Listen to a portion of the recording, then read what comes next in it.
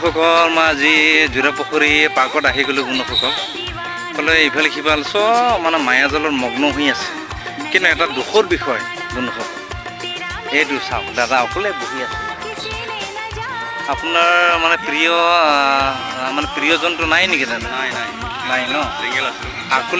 আগতে আছিলে নেকি বাৰু? আগতে আছিলে, এতিয়া মানে কাটা লগা হৈ গ'ল। বিয়া হৈ গ'ল। এইটোৱে আপোনাৰ জীৱনৰ পৰা মানে কাটা লগা হৈ গ'ল আৰু আন মানে জীৱনত মানে আঠা লগাই দিলে আৰু, হয়নে নহয়? ঠিক আছে, আপুনি মানে দুখ কৰিব নালাগে, শিৱ বাবাই আপোনাক মানে চাইখিনি দিব আৰু।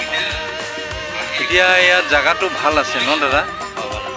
ময়ো আইখিনি মানে আজি মই প্ৰথমবাৰৰ কাৰণে আহিছিলোঁ, বহুত মানে ভাল লাগিছে আৰু।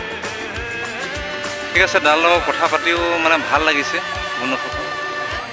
ময়ো আপোনাৰ নিচিনাই আৰু একে বিলৰে মাছ হয় বন্ধুসকল। ঠিক আছে তেন্তে।